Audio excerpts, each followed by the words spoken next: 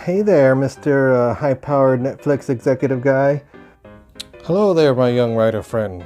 What can I do for you? So our comic property's been doing pretty good, right? Yes, our comic adaptations have been doing very well.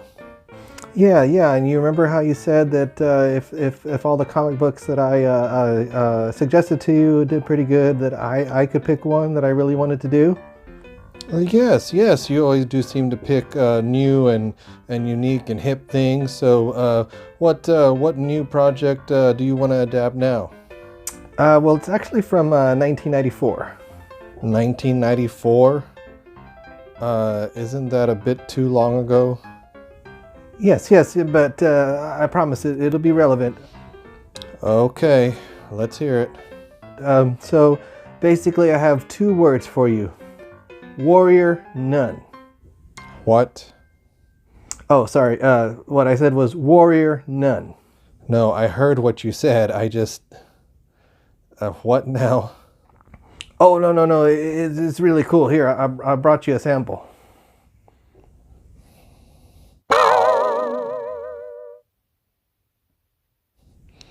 Oh my. We are definitely going to have to update the source material on this one.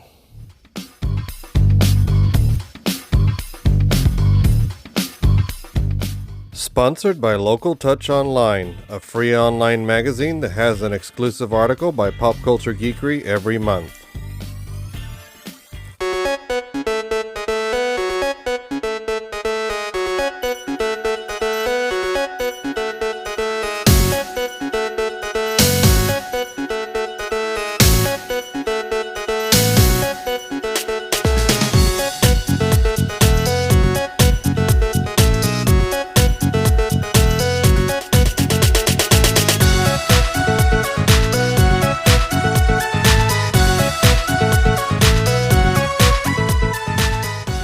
Hello everyone and welcome to an episode of Pop Culture Geekery. I'm Joe Solis, and tonight, before we get started, I want to let you know, as you can look around and see, my nerd shelf is completely gone because we're actually in the middle of selling our house and moving this summer, so I had to pack everything away. But I wanted to obviously still be able to do the YouTube show. As you've seen, a couple of videos I put out, don't require me to be standing here and talking, like my Unearthing My Childhood videos or things like that. So just like with everything else in life, you just gotta, adapt and overcome, right? So I guess for this episode, what I can do is, as I'm talking, I'll just put up some images here of the comic we'll be talking about tonight, which is Warrior Nun.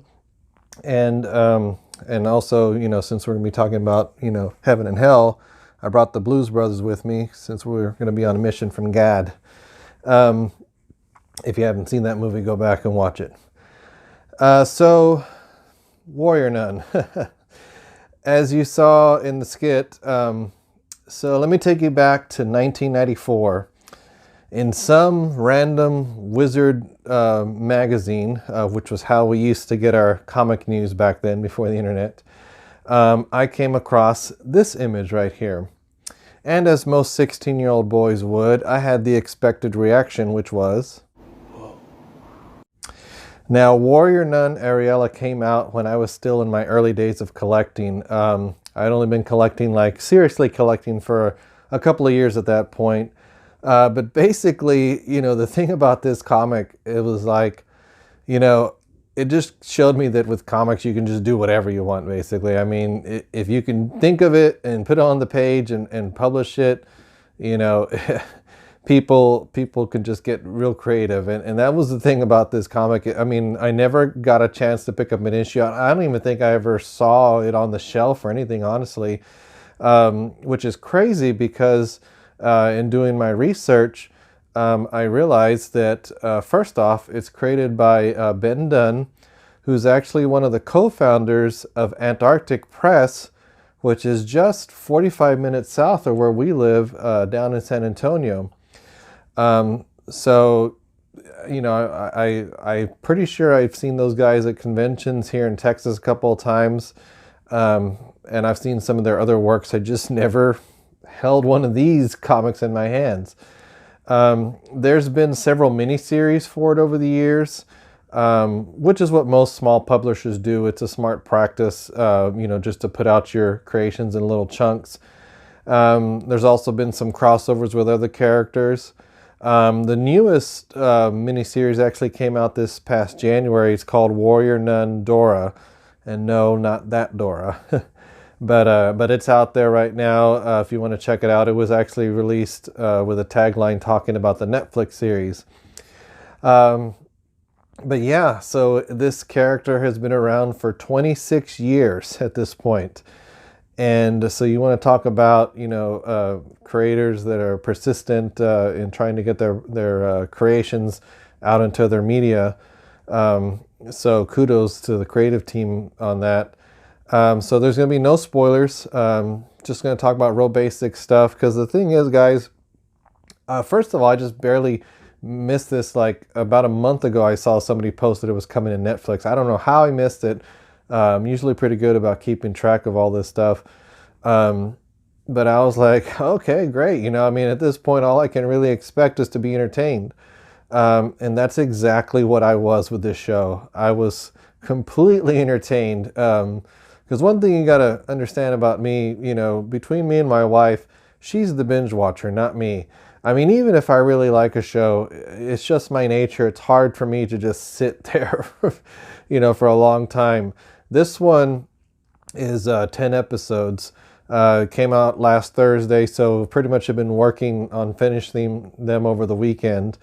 And so, we finished all of season 1, and I wanted to go ahead and put this out there to promote it, not only because it's a comic book show, but because it's actually a good comic book show.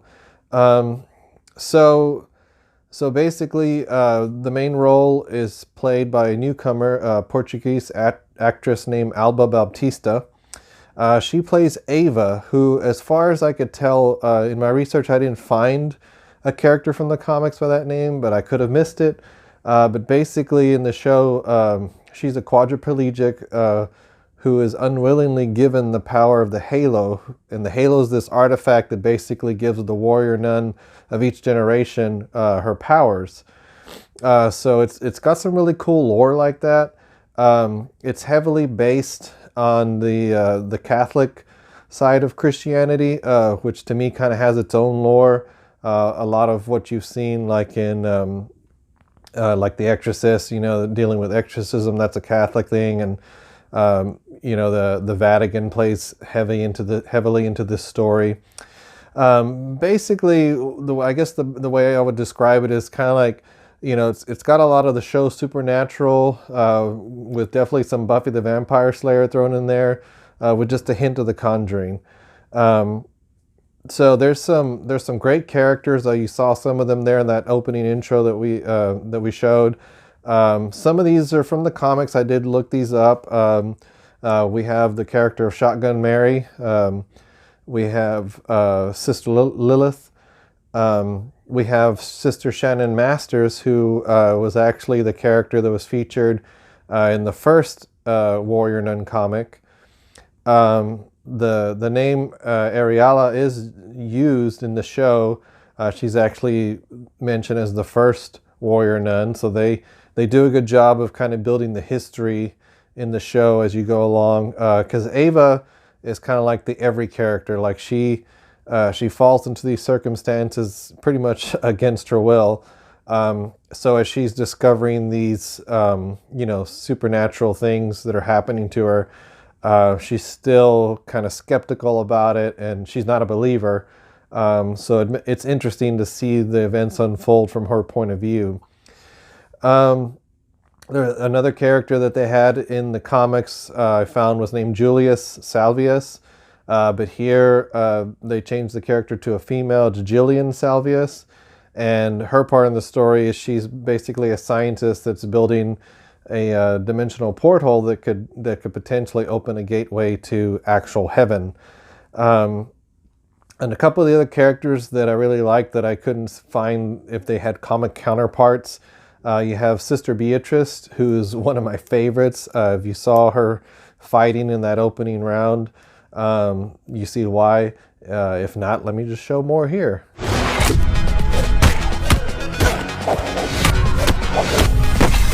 There's also Sister Camilla. She's kind of like their tech person, and she's great little comic relief.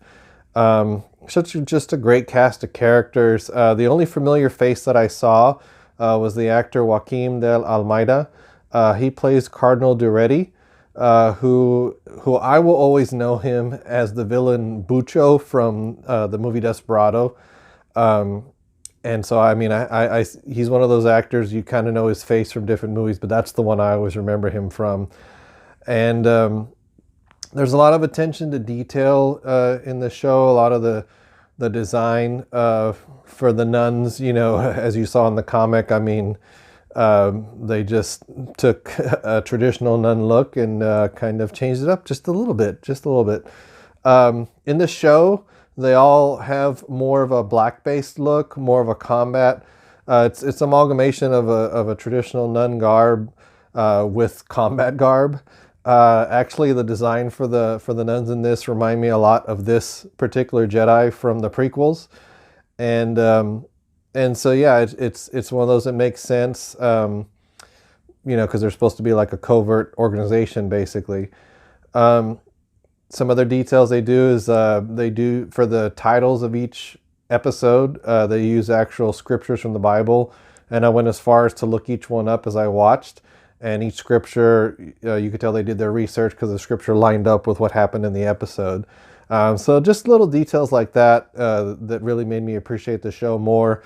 As far as I can tell, I didn't look it up, but I know that in story it's taking place in Spain. And some beautiful locations, especially where they have their convent, and of course, I'm sure they have some stand-in buildings for the Vatican, but just some very beautiful scenery. And of course, when they talk about the past, there's some great footage there as well.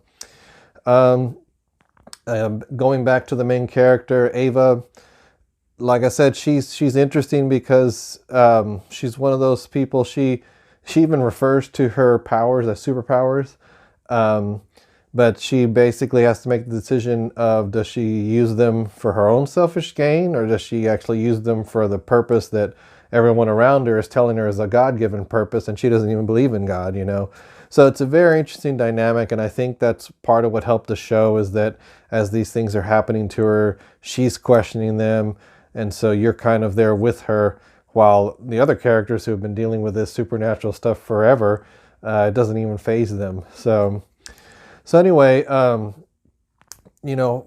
I can say is if you're just looking for a fun show, I mean, I can see where this one, I read up that they had tried to do like film adaptations before.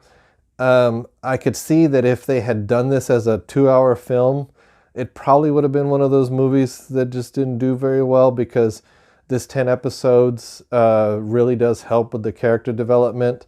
And I would have hated to have seen all that just condensed into a 2-hour.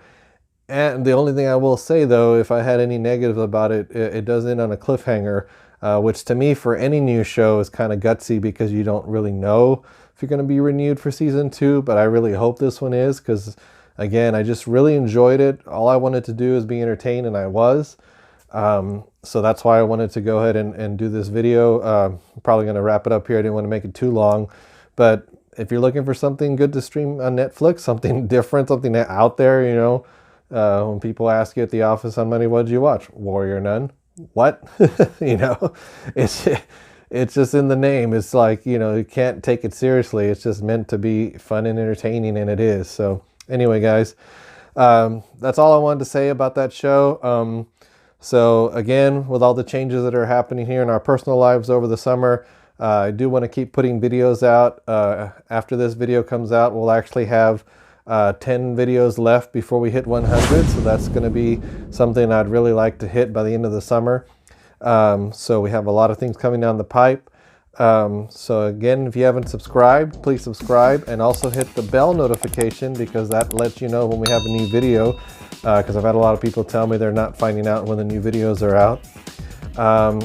And one other thing I wanted to mention, we do have a TikTok now for the show. It's just, I was like, I'm gonna try it, see how it works, and been having a lot of fun with it. Just quick little things we're putting out there. and they're just meant to entertain. So the link's actually below, so go check those out. But other than that, if you like the video, hit like. If you saw Warrior Nun, comment below, let me know what you thought. And until then, we will see you guys next time.